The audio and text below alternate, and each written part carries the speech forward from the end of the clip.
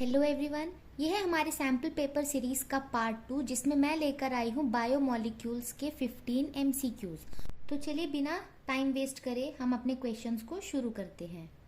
First question देखिए, the vitamins which can be stored in our body are. इनमें से कौन से विटामिन हमारी बॉडी में स्टोर होते हैं। तो क्योंकि मैंने ये चैप्टर पढ़ाया नहीं है तो मैं साथ साथ ही बताती जाऊंगी। जो विटामिन होते हैं ना, वो दो तरह के होते हैं। एक होता है फैट सोल्यूबल विटामिन और एक होता है वाटर सोल्यूबल विटामिन। ठीक है, तो जो फैट सोल्यूबल विटामिन होंगे वो जाहिर सी बात है हमारे बॉडी में जो फैट्स होते हैं उनमें सोल्यूबल होते हैं, उनके साथ डिजोल्व होकर रहते हैं। और जो वाटर सोल्यूबल विटामिन होते हैं वो हमारे बॉडी में वाटर में डिजोल्व होकर रहते हैं। और यहाँ पे फैट सोल्यूबल में हमारे पास आते हैं vitamin A, D, E and के। और वाटर सोल्यूबल में हमारे पास आते हैं विटामिन बी में जितने भी जो B group vitamin and vitamin C. B में होते हैं ना B1, B2, B6, B12, ये सारे चीज विटामिन बी और विटामिन सी जो है ये सब वाटर सोल्यूबल है। और ए, डी, ई के जो है वो फैट सोल्यूबल है। तो जो विटामिन वाटर सोल्यूबल होते हैं वो क्या होगा, हमारे बॉडी में जो यूरिन होता है उनके साथ डिजोल्व होकर वो हमारे बॉडी से यूरिन की फॉर्म में निकल जाता है। यानी कि बी और सी जो है वो स्टोर नहीं रह पाता क्योंकि वो यूरिन में डिजोल्व होकर हमारे बॉडी से एक्सक्रीट हो जाते हैं। लेकिन जो हमारे फैट में सोल्यूबल विटामिन होंगे ना, ये हमारे बॉडी में स्टोर्ड रहते हैं क्योंकि फैट हमारी बॉडी से एक्सक्रीट नहीं होता है, वो हमारे बॉडी में डिपॉजिट हो जाते हैं। तो ये सारे विटामिन उनमें स्टोर्ड रहते हैं। तो जाहिर सी बात है जो फैट सोल्यूबल है वही हमारे बॉडी में स्टोर्ड होंगे। तो A, D, E and K, option D जो है ये हमारा करेक्ट हो जाएगा। देखिए question number 2, which of the following structures represent alpha D glucose. इन चारों में से अल्फा डी ग्लूकोज का स्ट्रक्चर क्या है। तो मैं आपको यहाँ पर ग्लूकोज का ये पूरा स्ट्रक्चर डिराइव करके बताऊंगी, उसके बाद हम देखते हैं कौन सा ऑप्शन यहाँ पर करेक्ट है। जैसे कि आप सबको पता है ग्लूकोज का जो फॉर्मूला होता है वो है C6H12O6 ऐसे होता है। यानी यहाँ पे 6 कार्बन होंगे ना, तो हम ऐसे दिखा सकते हैं जो हमारा 6 कार्बन है 1, 2, 3, 4, 5, 6, ये हो गया 6 कार्बन। हमें पता है कि जो ग्लूकोज में जो फर्स्ट वाला कार्बन होता है उसमें एल्डिहाइड ग्रुप होता है, यानी कि हम उसे ऐसे दिखा सकते हैं CHO, हम ऐसे दिखा देंगे। ठीक है, उसके बाद हमें पता है जो 6th वाला कार्बन होता है वो एक प्राइमरी अल्कोहल ग्रुप होता है CH2OH। और बाकी में हम ऐसे दिखा देते हैं कार्बन के बीच में बॉन्ड्स। उसके बाद हमें पता है कार्बन जो है वो टोटल 4 बॉन्ड बनाता है कुछ इस तरह से। और यहाँ पर आपने देखा होगा, मैं ऐसे याद रखती हूँ, नीचे से मैं जाऊंगी HOH, ऐसे मैं याद रखती हूँ कि इस सीक्वेंस में बॉन्ड होता है। अब H हो गया तो दूसरा OH, H है तो OH, OH है तो यहाँ पर H है तो यहाँ पे OH। तो ये हो गया ग्लूकोज का स्ट्रक्चर। यहाँ पे होता ये है, जैसे आप सबको पता है कि जो एल्डिहाइड ग्रुप होता है या कार्बोनिल कार्बन जो होता है, यहाँ पर ये डबल बॉन्ड होने की वजह से ऑक्सीजन क्योंकि ज्यादा इलेक्ट्रोनेगेटिव है वो इस डबल बॉन्ड को क्या करेगा, ले लेगा। लेने पर इस पर आएगा एक पार्शियल नेगेटिव चार्ज और कार्बन पर आता है एक पार्शियल पॉजिटिव चार्ज। उसके बाद हम देखेंगे ये हमारा कार्बन 1 है, 2, 3, 4, 5 और 6। इसमें होता ये है कि जो कार्बन नंबर 5 होता है इसमें जो ऑक्सीजन है उसके पास लोन पेयर है, सभी ऑक्सीजन के पास लोन पेयर है। पर यहाँ पर होता ये है कि जो कार्बन नंबर 5 है उसका जो लोन पेयर है वो क्या करेगा, जैसे यहाँ पे कार्बन के पास पॉजिटिव चार्ज आया यानी ये इलेक्ट्रॉन डेफिशिएंट हुआ, ये ऑक्सीजन क्या करेगा, अपना इलेक्ट्रॉन इस कार्बन को दे देगा। और दूसरा चीज ये होता है कि जब ये अपना लोन पेयर दे देता है इसका मतलब ये जो H+ यहाँ पर फॉर्म हुआ वो क्या होगा, ये जो O- है उसके साथ ये कंबाइन करता है। तो हम यहाँ पर क्या देखेंगे, होता ये है कि ये वाला जो कार्बन है, कार्बन नंबर 1, 2, 3, 4, 5 एंड 6, ये हो गया। उसके बाद हमने ये देखा कि ये वाला जो कार्बन है इसमें एक H लगा हुआ था, ये वाला। ठीक है, अब ये वाले कार्बन में जो डबल बॉन्ड था उसमें से एक बॉन्ड तो ऑक्सीजन ने ले लिया, तो यहाँ पर कितना बॉन्ड रह गया, सिर्फ एक ही बॉन्ड रह गया और उसमें है O। और इस O ने क्या किया, ये वाला H+ ले लिया, तो इस O में हम लिखेंगे H, OH हो गया। अब हम देखेंगे बाकी जो एक कार्बन नंबर 2 है उसमें एक H है और एक OH है। 3 में OH और H, बाकी सब हम एज इट इज दिखा रहे हैं। 4th कार्बन में भी सेम है। 5th कार्बन में ये वाला H है, लेकिन यहाँ पर 5th कार्बन में हम OH नहीं लिखेंगे, क्योंकि हम देख सकते हैं कि ये वाला जो H है वो तो इस O के साथ चला गया, और ये वाला जो O है वो अब क्या हो गया, इस कार्बन के साथ भी लिंक्ड है, यानी हम इसे कुछ इस तरह से दिखा सकते हैं। ठीक है, ये वाला जो ऑक्सीजन है वो carbon number 5 and carbon number 1 के बीच में है, तो ये ऑक्सीजन को हम यहाँ पर भी दिखा सकते हैं। तो ये होता है स्ट्रक्चर। अब यहाँ पर आप ये देखना, मैंने ऐसे याद रखा है जैसे ये 5 कार्बन है ना, 2H फिर एक OH फिर 2H, ऐसा पैटर्न अगर होता है तो इसे हम कहते हैं अल्फा डी ग्लूकोज। ये होता है अल्फा ग्लूकोज। और बीटा में बस होगा ये OH इस तरफ और H इस तरफ, बस इतना ही फर्क होता है अल्फा एंड बीटा में। इतना हो गया। अब हम क्या देख रहे हैं यहाँ पर, ये कार्बन नंबर 1 2 3 4 5, ये 5 कार्बन और ये ऑक्सीजन मिलकर एक रिंग की फॉर्म में है। तो टोटल इस रिंग में कितने एटम्स हैं, 5 कार्बन और एक ऑक्सीजन, यानी 6। तो 6 का हम एक रिंग बनाएंगे कुछ इस तरह से, लेकिन एक पोजीशन पे ऑक्सीजन है, तो इस तरह से हमने बना लिया। अब उस हिसाब से मैं क्या करूंगी, कार्बन यहाँ पे 5 है तो ये कार्बन नंबर 1 2 3 4 एंड 5, ऐसे मैंने नंबरिंग कर दिया। अब मुझे दिख रहा है हर एक कार्बन में 2-2 बॉन्ड है, तो मैं ऐसे एक लाइन ड्रॉ करूंगी, यानी ये एक बॉन्ड ये एक बॉन्ड। ठीक है, ऐसे हम बना लेंगे। उसके बाद हम क्या देखेंगे कि H एंड OH है, तो H को मैं ऊपर रखूंगी, OH को मैं नीचे रखूंगी। अब उसी तरह देखिए H के साथ, देखिए H की साइड में ही H है, तो H को अगर मैंने ऊपर दिखाया तो सेकेंड कार्बन का H भी मैं ऊपर दिखाऊंगी। 3rd कार्बन में OH इस तरफ है तो OH ऊपर आएगा, H नीचे आएगा। 4th कार्बन में H इस तरफ है तो H ऊपर आएगा और OH नीचे आएगा। बस एक चीज यहाँ पर ध्यान देना, जो 5th कार्बन में है आप ऐसे देखकर H को ऊपर नहीं लिखेंगे, यहाँ पर जो CH2OH होता है वो ऊपर आता है। बस ये होता है हमारा स्ट्रक्चर। ये हो गया ग्लूकोज, अल्फा डी ग्लूकोज का स्ट्रक्चर। अब इसे हम अपने ऑप्शन से कंपेयर करके देखते हैं। तो जैसे कि हमने देखा, जो हमने स्ट्रक्चर डिराइव किया वो कौन से वाले से मैच कर रहा है, ऑप्शन ए से। तो यहाँ पर हमारा ऑप्शन ए करेक्ट हो जाएगा। वैसे भी जब आप ये चैप्टर पढ़ लोगे तो आपको इसका स्ट्रक्चर याद हो ही जाएगा। मैंने ऐसे ही आपको उसका स्ट्रक्चर डिराइव करवाया ताकि आपको स्ट्रक्चर याद हो जाए। क्वेश्चन नंबर 3 है, on hydrolysis which of the following carbohydrates gives only glucose. तो इनमें से कौन सा ऐसा कार्बोहाइड्रेट है जिसे हाइड्रोलाइज करने पर वो सिर्फ ग्लूकोज देता है।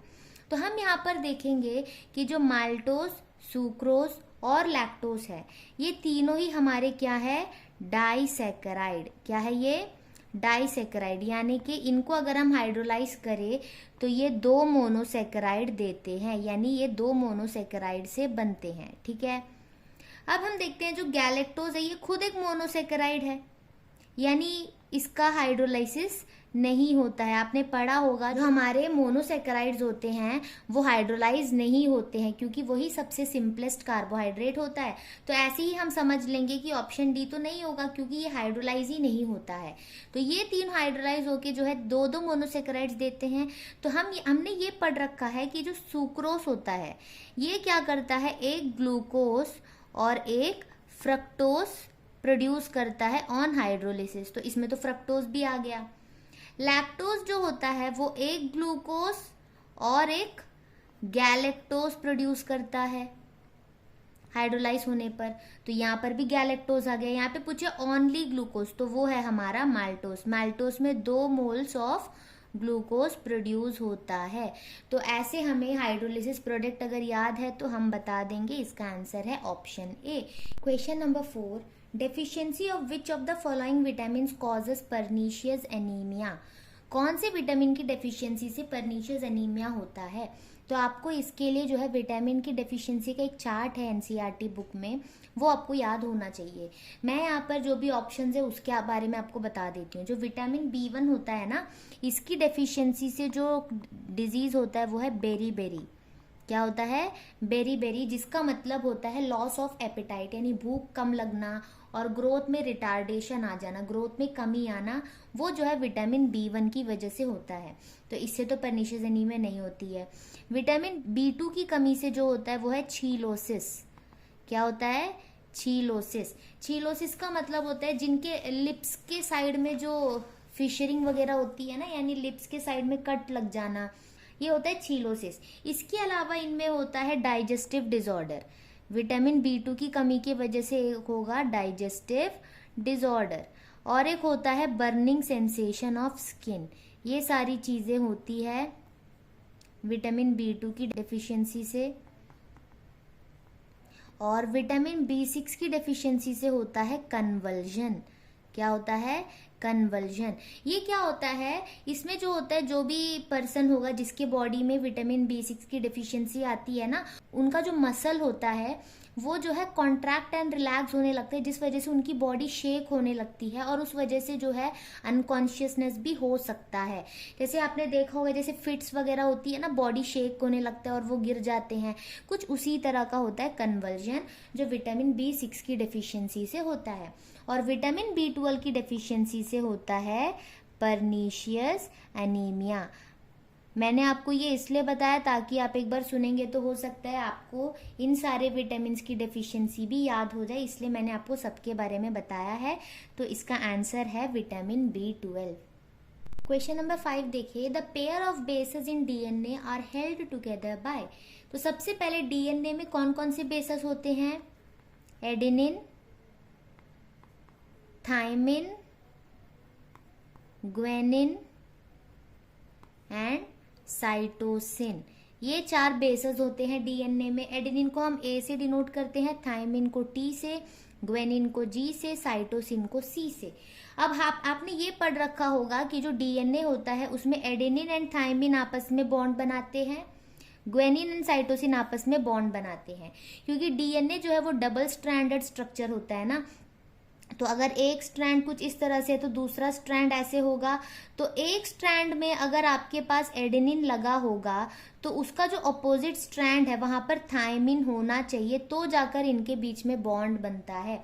आपने पढ़ा होगा कि जो एक डीएनए का स्ट्रैंड होता है उसका जो दूसरा स्ट्रैंड होगा वो उसका कॉम्प्लीमेंट्री होगा, यानी इसमें अगर एडेनिन है तो यहाँ थायमिन होगा, अगर यहाँ थायमिन है तो यहाँ एडेनिन होगा, अगर यहाँ पे ग्वेनिन है तो यहाँ साइटोसिन होगा। कुछ इस तरह से होता है। पर यहाँ पे पूछा क्या गया है कि जो बेस की जो पेयर्स हैं उनके बीच में कौन सा बॉन्ड होता है।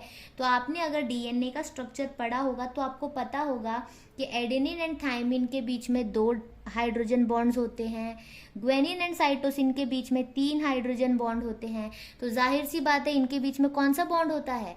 Hydrogen bond. तो क्वेश्चन नंबर 6 है, which one of the following pairs is the essential constituents of our food.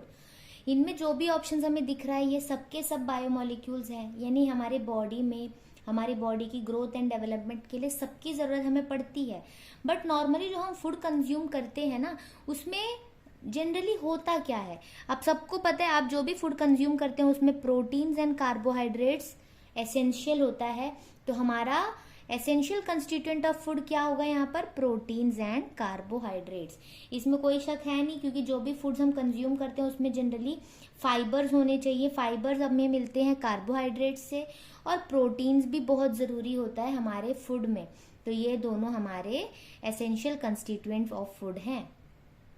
Question number 7 है, consider the following reaction. Reaction दिया हुआ है, द गिवन रिएक्शन कन्फर्म्स। जैसे आपने पढ़ा होगा ग्लूकोज के स्ट्रक्चर के बारे में 5-6 रिएक्शंस दिए हुए हैं। हर एक रिएक्शन से हमें ग्लूकोज के स्ट्रक्चर के बारे में कुछ ना कुछ इन्फॉर्मेशन मिलती है। तो इस रिएक्शन के हेल्प से हमें क्या पता चलता है वो हमें यहाँ पर बताना है। तो जैसे आपने देखा पहला ऑप्शन है presence of primary alcoholic group. Primary alcoholic group तो ये वाला होता है। ये रिएक्शन होने के बाद भी उसमें कोई चेंजेस हुआ नहीं। अब अगर इसमें कोई चेंजेस हुआ ही नहीं है तो इसके बारे में कोई कंफर्मेशन तो हमें मिलेगी नहीं। तो प्राइमरी अल्कोहल ग्रुप ये हमारा यहाँ पर कैंसिल हो जाएगा। नेक्स्ट है 5 OH group attach to different carbon atoms. आपने देखा यहाँ पर देखिए 4 OH ग्रुप है और यहाँ पर एक OH ग्रुप है, यानी मिलाकर 5 OH ग्रुप है।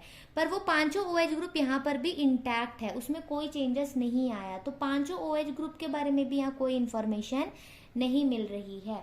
फिर बोला गया है सारे के सारे 6 कार्बन एटम एक स्ट्रेट चेन में अटैच्ड है। ये आपको पता कैसे चलता है? इसमें जब आप HI के साथ हीट करते हो तो आपको पता लगता है कि 6 कार्बन जो है वो स्ट्रेट चेन में है। तो ये भी नहीं हुआ। तो अगला ऑप्शन है presence of carbonyl group in glucose.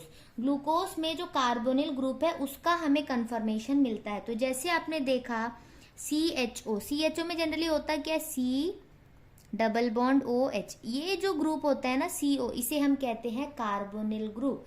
तो इसी में तो चेंज आपको दिख रहा है ना, तो इसका मतलब है कि कार्बोनिल ग्रुप में ही ये रिएक्शन होता है। ये रिएक्शन जो है कार्बोनिल ग्रुप को ही डिटेक्ट करने के लिए किया जाता है। तो जैसे आप देखेंगे यहाँ पे जब आप HCN यूज करेंगे ना, तो आपको पता होगा कि जो CN है वो माइनस होगा और ये H जो है वो प्लस होगा। ठीक है, अब यहाँ पर आपको पता है ऑक्सीजन इलेक्ट्रोनेगेटिव होने की वजह से वो इलेक्ट्रॉन लेकर माइनस हो जाता है और कार्बन जो है वो प्लस हो जाता है। अब आप देखेंगे इस कार्बन में एक H लगा हुआ है पहले से। अब जो ऑक्सीजन है इसमें, ये जो ऑक्सीजन है वो नेगेटिव हुआ। अब हमें पता है negative positive attract each other, तो इसके नेगेटिव में इसका पॉजिटिव पार्ट यानी कि H प्लस, तो ये यहाँ पे अटैच हो जाएगा। और जो कार्बन है वो पॉजिटिव होने की वजह से जो नेगेटिव पार्ट CN है वो यहाँ पर अटैच हो जाएगा। कुछ यही चीज हमें यहाँ पर दिख रही है। और ये रिएक्शन जो है वो कार्बोनिल ग्रुप का एक कैरेक्टरिस्टिक रिएक्शन है। तो इससे हमें पता चलता है कि ग्लूकोज में एक कार्बोनिल ग्रुप प्रेजेंट है। अगर मैं आगे जाकर बायोमोलिक्यूल्स का अगर कोई लेक्चर्स रिकॉर्ड करूंगी तो उसमें मैं इसे डिटेल में पढ़ाऊंगी। अब बस क्योंकि मुझे क्वेश्चंस करवाने हैं इसीलिए मैं बस ऊपर से आपको इसका एक आइडिया दे रही हूँ कि ये होता क्या है। डिटेल में हम यहाँ पर नहीं जा रहे हैं। देखिए question number 8, consider the following structures.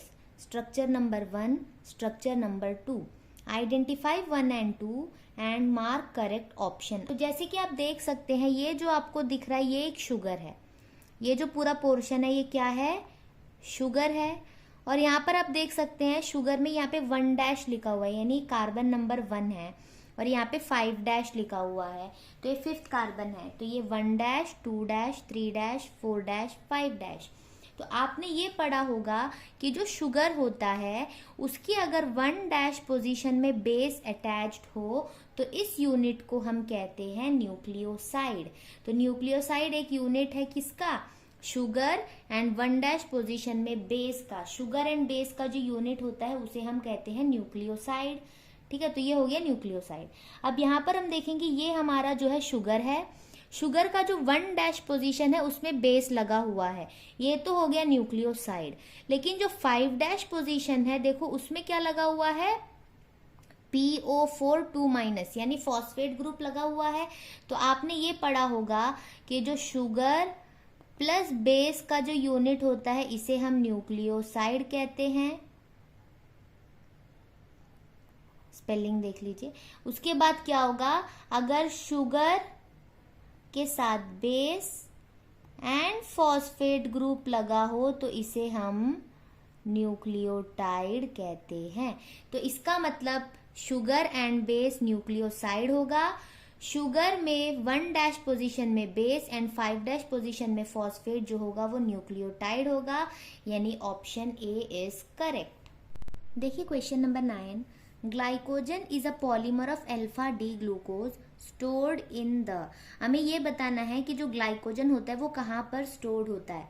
आप सबको इतना तो पता ही होगा कि जो ग्लाइकोजन होता है इसे हम कहते हैं एनिमल पॉलीसेकेराइड। क्या कहते हैं, एनिमल पॉलीसेकेराइड। ये एनिमल्स में स्टोर्ड होता है ना, जैसे प्लांट्स में स्टार्च होता है वैसे ही एनिमल्स में ग्लाइकोजन होता है। ठीक है, अब यहाँ पर हमें ये प्योर जो है वो मेमोरी बेस्ड क्वेश्चन है, इसमें ऐसा कोई कॉन्सेप्ट आपको देखना नहीं है।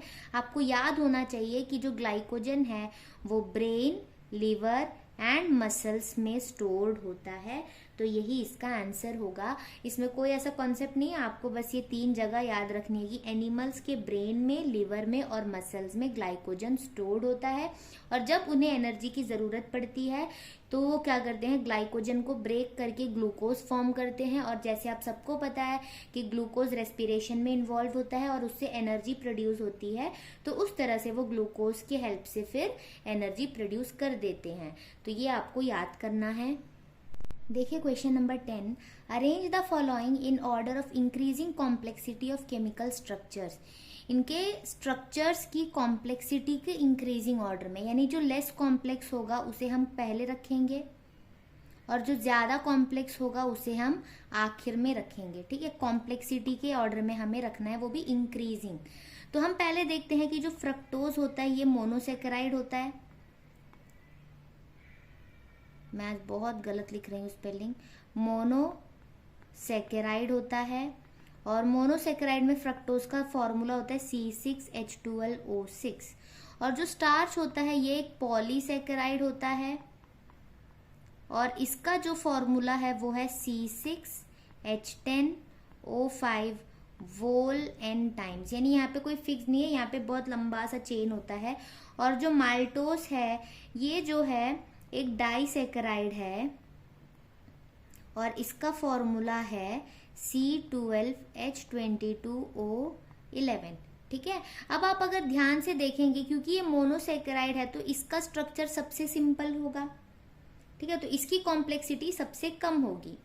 इसमें जो है क्योंकि ये डाइसेकेराइड है तो इसमें 2 यूनिट होगा, तो इसकी कॉम्प्लेक्सिटी फ्रक्टोज से ज्यादा होगी। और क्योंकि ये पॉलीसेकेराइड है तो इसमें बहुत सारे यूनिट है, तो सबसे ज्यादा कॉम्प्लेक्स ये होगा। तो इंक्रीजिंग ऑर्डर ऑफ कॉम्प्लेक्सिटी का मतलब होगा सबसे सिंपल जो है फ्रक्टोज, यानी ए पहले आना चाहिए।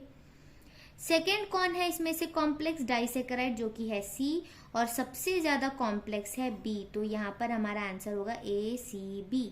तो ये हम टिक लगा लेंगे। जो आगे का क्वेश्चन नंबर 11 to 15 होगा वो एजर्शन रीजन टाइप होंगे।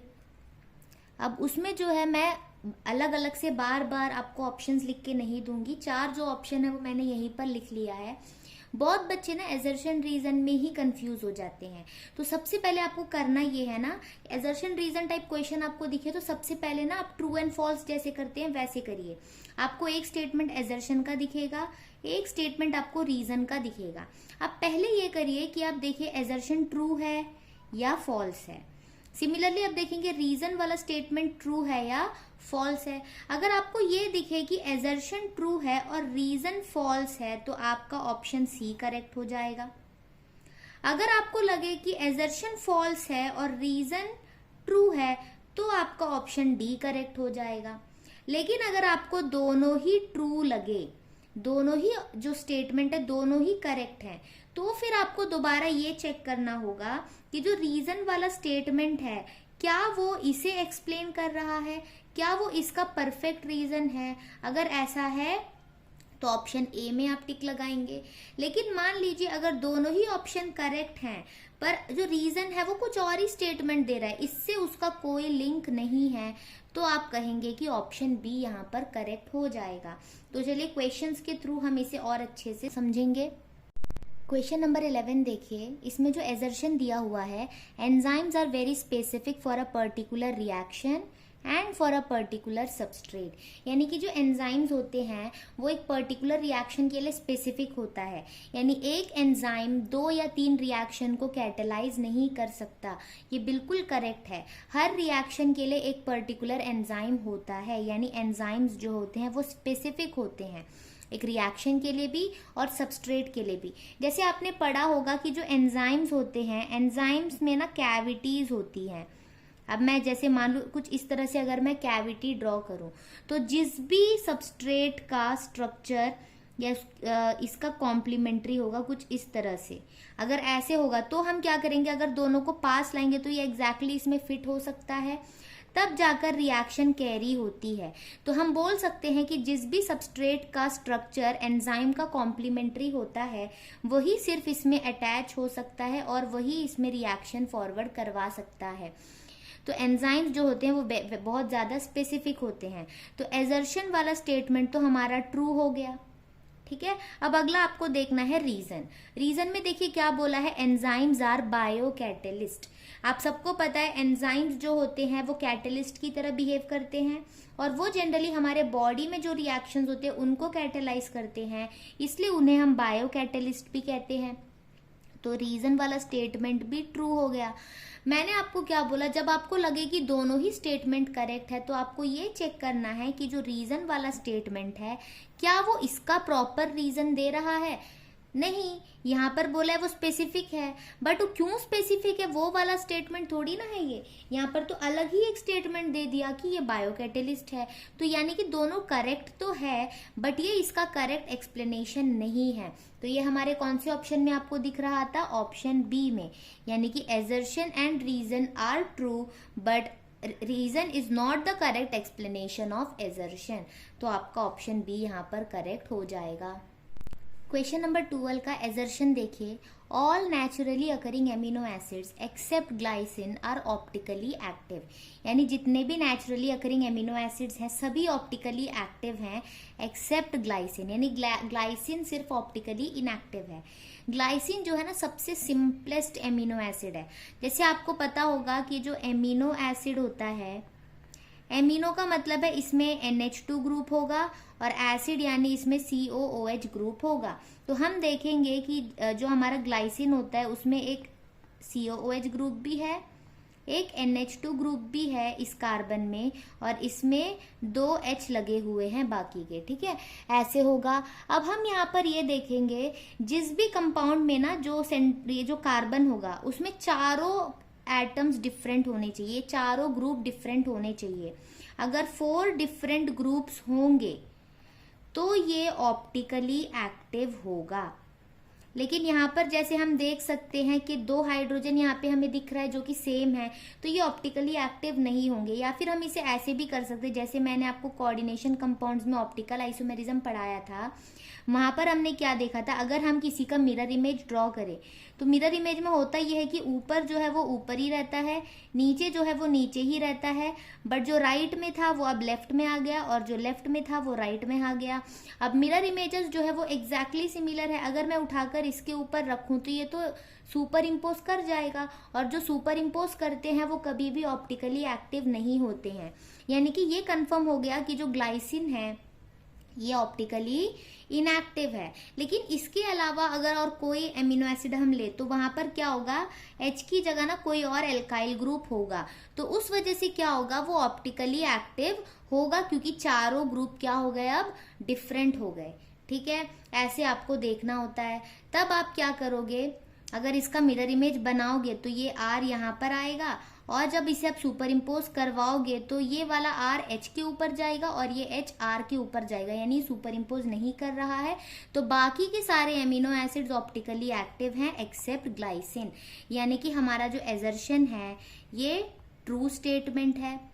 अब उसके बाद बोला है most naturally occurring amino acids have L configuration, ये भी बिल्कुल करेक्ट है। L कन्फिगरेशन होता है जनरली एमिनो एसिड्स का।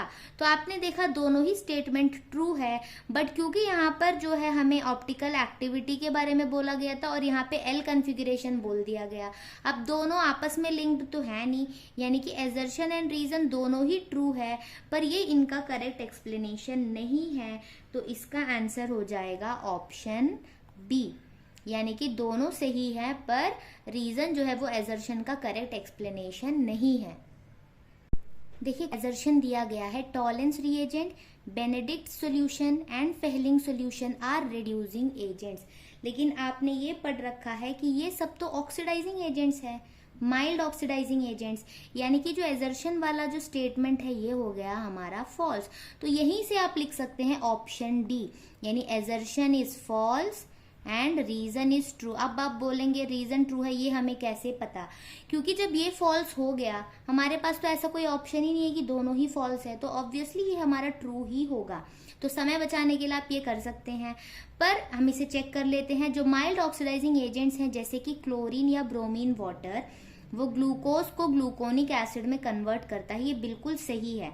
जो ग्लूकोज है CHOCHOH 4 टाइम्स CH2OH, इसमें अगर मैं ब्रोमीन वाटर डालूं जो कि एक माइल्ड ऑक्सीडाइजिंग एजेंट है, तो जो CHO ग्रुप है ये ऑक्सीडाइज होकर COOH देगा, बाकी ये एज इट इज रहेगा। यानी कि माइल्ड ऑक्सीडाइजिंग एजेंट जो है ब्रोमीन वाटर, वो ग्लूकोज को ग्लूकोनिक एसिड में कन्वर्ट करता है, ये बिल्कुल ही करेक्ट है। तो इसका आंसर होगा ऑप्शन डी, यानी assertion is false, reason is true. Question number 14 में एजर्शन है sucrose is a non reducing sugar. ये बिल्कुल करेक्ट है। आपने पढ़ा है कि जो सुक्रोज होता है वो एक नॉन रिड्यूसिंग शुगर है, यानी कि ये टॉलेंस रिएजेंट या फेलिंग सॉल्यूशन को रिड्यूस नहीं कर सकता। ठीक है, अब इसका रीजन क्या? अब देखो ये स्टेटमेंट तो ट्रू हो गया। अब देखो इट हैज ग्लाइकोसाइडिक लिंकेज। अब क्योंकि सुक्रोज एक डाइसेकेराइड है, डाइसेकेराइड है, इसका मतलब है कि जो दो मोनोसेकेराइड है हमारे पास, दोनों के बीच में ग्लाइकोसाइडिक लिंकेज तो होगा। जैसे आपको पता है सुक्रोज जो है वो ग्लूकोज एंड फ्रक्टोज से बना है, तो आपको ये पता है कि जो ग्लूकोज का जो फर्स्ट कार्बन होता है, बाकी का हम नहीं देखते, फर्स्ट कार्बन एल्डिहाइड ग्रुप होता है, और जो हमारा फ्रक्टोज होता है उसमें सेकेंड कार्बन में कीटोनिक ग्रुप होता है। अब आपको ये भी पता होगा कि जिस भी कंपाउंड में ये फ्री एल्डिहाइड या कीटोन ग्रुप होता है, यही क्या करते हैं, फेलिंग सॉल्यूशन या टॉलेंस रिएजेंट को रिड्यूस करते हैं, और वही हमारा रिड्यूसिंग शुगर कहलाता है। लेकिन हम यहाँ पर क्या देखेंगे कि जो सुक्रोज होता है उसमें जो ग्लूकोज का कार्बन 1 और फ्रक्टोज का जो कार्बन 2 है, इन दोनों के बीच में बनता है ग्लाइकोसाइडिक लिंकेज। और जब एक ग्लाइकोसाइडिक लिंकेज बन जाएगा तो ये एल्डिहाइड ग्रुप और ये कीटोन ग्रुप फ्री नहीं रहेगा, ये अब ग्लाइकोसाइडिक लिंकेज से बंध चुके हैं, इसलिए ये Tollens reagent and Fehling solution को रिड्यूस नहीं करता, इसलिए ये नॉन रिड्यूसिंग शुगर है। तो इसमें ग्लाइकोसाइडिक लिंकेज है, ये भी ट्रू हो गया। और क्योंकि इसमें ग्लाइकोसाइडिक लिंकेज है, इसी वजह से उनका जो एल्डिहाइड एंड कीटोन ग्रुप है वो फ्री नहीं है, इसलिए वो नॉन रिड्यूसिंग शुगर की तरह बिहेव करते हैं। इसका मतलब दोनों ही स्टेटमेंट ट्रू है और रीजन इसका करेक्ट एक्सप्लेनेशन है, यानी इसका आंसर हो जाएगा ऑप्शन ए, यानी both assertion and reason are true and reason is the correct explanation of A. देखिए एजर्शन स्टेटमेंट क्या है, in the presence of enzymes substrate molecule can be attacked by the reagent effectively, यानी enzyme की presence में जो है substrate में जो रिएजेंट होता है वो अच्छे से अटैक कर सकता है। तो ये बिल्कुल ट्रू है, क्योंकि एंजाइम क्या करता है, रिएक्शन को और ज्यादा फैसिलिटेट करता है। तो इसका रीजन यही है कि वो क्या करता है, सबस्ट्रेट और रिएजेंट को अच्छे से आपस में अटैक करने में मदद करता है। ये हो गया ट्रू। उसके बाद हम क्या देखेंगे, जैसे मैंने आपको इससे पहले 2-3 क्वेश्चन पहले हमने देखा था कि जो एंजाइम का जो कैविटी होता है यही उसका एक्टिव साइट होता है, और इसके कॉम्प्लीमेंट्री जो हमारा सबस्ट्रेट होगा कुछ इस तरह से। अब क्या होगा, ये दोनों आपस में फिट हो जाएंगे कुछ इस तरह से, जैसे कि एक लॉक में की फिट होता है, जैसे ये सबस्ट्रेट में क्या हो गया, ये एंजाइम फिट हो गया। अब क्योंकि ये एंजाइम क्या कर रहा है, सबस्ट्रेट को अच्छे से होल्ड करके रख रहा है एक सूटेबल पोजीशन में, तो रिएजेंट क्या कर सकता है, इसमें अच्छे से अटैक कर सकता है। तो ये भी ट्रू हो गया। अब क्योंकि ये सबस्ट्रेट को अच्छे से होल्ड करके रख रहा है, इसलिए तो रिएजेंट उसमें अच्छे से अटैक करेगा, यानी ये जो है इसका करेक्ट एक्सप्लेनेशन भी है, यानी इसका आंसर भी होगा ऑप्शन ए, यानी दोनों स्टेटमेंट करेक्ट है और रीजन जो है वो एजर्शन का करेक्ट एक्सप्लेनेशन भी है। तो इसके साथ हमारे 15 क्वेश्चन हो गए, 10 MCQs and 5 assertion reason type question. तो अगला मैं कुछ और चैप्टर का MCQ लेकर आऊंगी, और टाइम रहा तो मैं चैप्टर्स का भी लेक्चर्स करवाऊंगी, नहीं तो मैं ऐसे ही क्वेश्चंस के थ्रू ही चैप्टर को करवाऊंगी। तो आगे आने वाले वीडियोस भी आप ज़रूर देखें, और जो ऑलरेडी मैंने क्लास 12th का चैप्टर्स अपलोड किया है वो भी आप ज़रूर देखें। अगर आपको समझ आए तो चैनल को सब्सक्राइब करें, वीडियो को लाइक भी करें और अपने दोस्तों तक भी पहुँचाएँ। Thanks for watching.